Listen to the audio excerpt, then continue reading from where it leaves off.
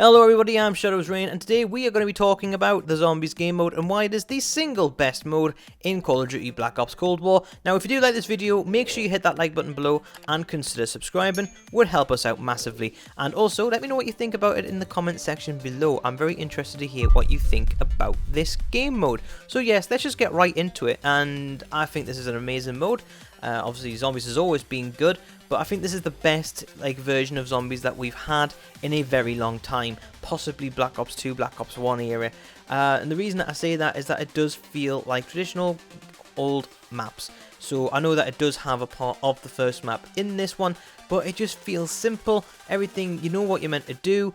There's no doing somersaults, backflips, summoning Satan and finding out what the meaning of life is to turn the power on. There's none of that.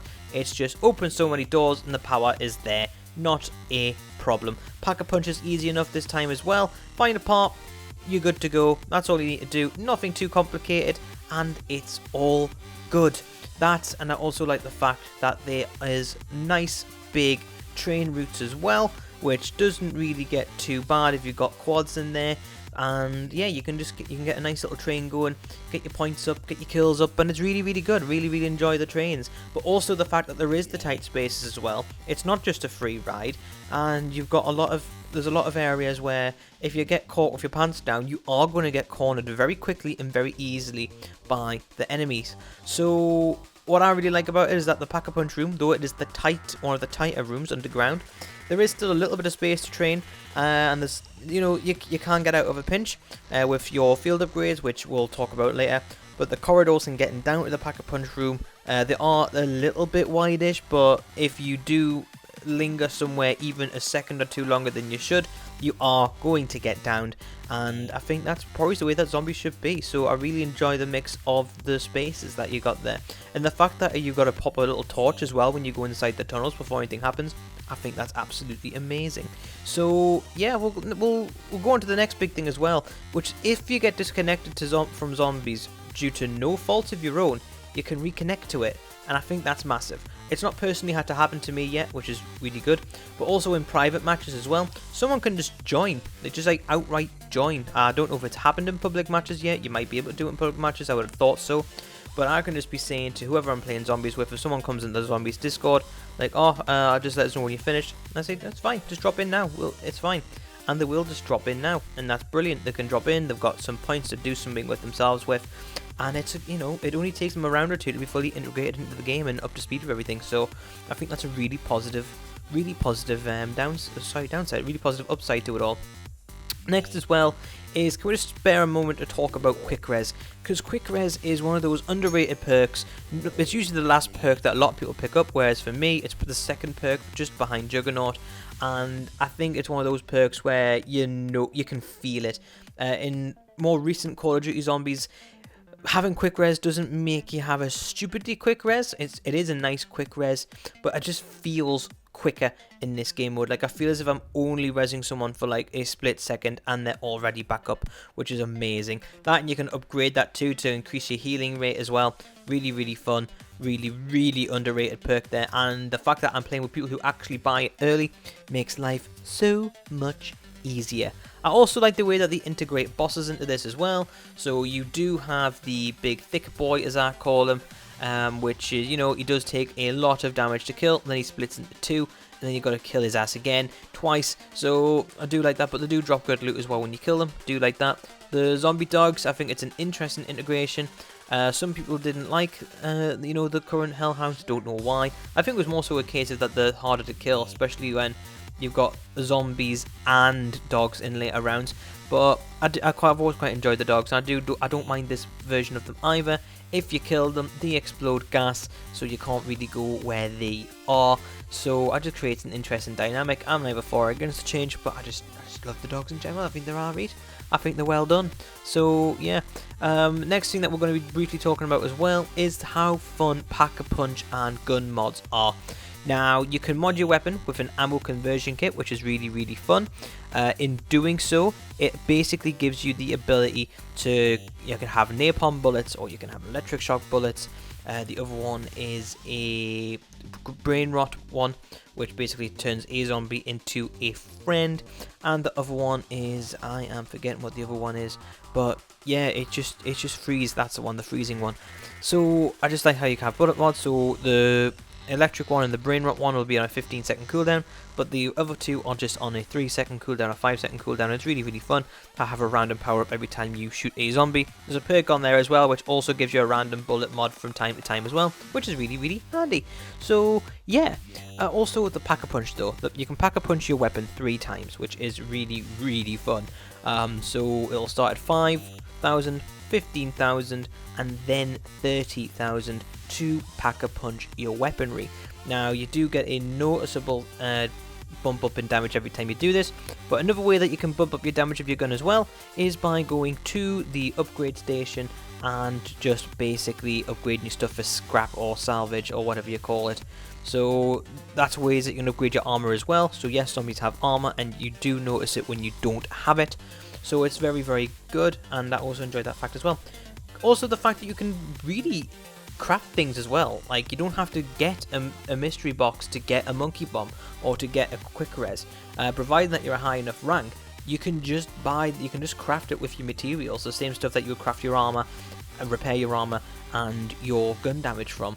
So I think that's really good, which makes it really handy for exfil as well, which we'll talk about later on. But in the grand scheme of things, I think it's really well done. You can craft your items. If you need something like syringes, you can just craft them. They're relatively cheap. Grenades, it can be crafted as well. Anything throwable, craft it. Kill streaks can be crafted as well, like sentry guns, chopper gunners. I don't know why you would want a chopper gunner when you got to stand still. But on the whole, generally really good. So I don't really have any complaints about that in that regard. So yeah, happy about that. So now we'll talk about the field upgrades. I think the field upgrades are done really well in this as well. You don't have 20 million different abilities, which you've then got to go around and unlock another thing to do. I like how you always just have that ability, much like you would in multiplayer. Well, it's not really ability, but you know what I mean. I'm comparing it to Rogue or Overwatch or something like that. But I do really enjoy that aspect of it though, because you can just recharge your ability, I call it, and you can upgrade it as well out in the lobbies, which is really good. So I personally use the Aether Shroud, which basically voids me out of existence, but it's really good though, because there is a healing one. And what I'll do is, instead of just picking the healing one, I'll just run up to the person I need to res, pop my ability so I'm invulnerable to zombies, and just run past me as if I'm not there, and then I can just res me friend. I can shoot, I can reload, I can do everything I normally could with that ability. It just basically gets the zombies off my back, so it's really handy. Mix that with a quick revive and a fully upgraded Aether Shroud, and you can res 2 people, or pretty much everyone, if everyone's grouped up together in one charge. Absolute madness. Love it so much. Next thing that I want to talk about as well is upgrading. So you can upgrade your perks, you can upgrade your weapon classes, you can upgrade your abilities. Everything can be upgraded with the use of crystals. I'm not going to try and pronounce them because I can't, but basically what you need to know is every game of zombies you'll play, if you extract, you'll get bonus crystals. If you're playing the game, get to certain rounds, you get crystals as well, which is really handy. And the more crystals you've got, the more fun there is to be had, because you're going to start upgrading your perks. So for example, I've upgraded my SMG classes, so now I have 8 attachments on them. I've fully upgraded my Juggernaut, which you can see here with 250 health as opposed to 200 health, which you would usually get with Juggernaut. I'm currently doing quick revive now, which will then really shorten my health regen speed. So yeah, really good. So on that basis, I like how you don't have to pay for items outside of the store, using your card points, getting these bubblegum things, and buying things that would affect your zombies gameplay. It's all in game. The more zombies you play, the more powerful you will be in zombies, and I love it. Also, when you mix it with the fact it's really simple, the Easter egg's simple as well. Well, I say simple compared to other stuff you have to do. It's just a much better zombies map, and I think it is the single best thing that there is to have. And the fact that you can get all these crystals and upgrade all your items and all that stuff as well, and you can unlock challenges like operators just for playing zombies. It gives zombies replayability, which is something that I think zombies of recent have lacked. Once you've played it a couple of times, you get bored of it and don't come back around to it. Obviously, Black Ops 2, 1, World at War Zombies, that was different. But I feel as if there's replayability in zombies again, and I find that really, really exciting. And also, just to cover in the fact, we also now have exfils.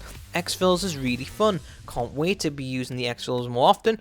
So basically, when you click the exfil, you can leave the zombies game. You don't have to die, you don't have to do anything you don't want to. You can exfil. If your team votes at exfil, go to a different location, and then you have to kill so many zombies before the timer runs out. If the timer runs out, the game will end and you will be dead. Or if you get onto the plane, you're going to be fine. So with that being said, you will get extra points for that as well. You'll get extra XP, you'll get extra everything for it, crystals and the like. And it's a really great way to rank up your weapons, because, you know, you can rank up your weapons super duper duper quick in this game mode as well. And if you're interested in taking these weapons into Cold War, then, sorry, into Warzone, then that's going to be really helpful for you, because skill-based matchmaking in the multiplayer is awful, but that's a video for another time. We briefly touched on it yesterday as well, but really good if you want to be ranking your goods up. So yeah, that's a wrap. So if you did enjoy the video, make sure you hit that like button below, and if you're new here, do consider subscribing, and I will see you in the next video tomorrow, which is going to be a Rogue Company video, a little bit of gameplay. Oi oi, I'll see you in a bit.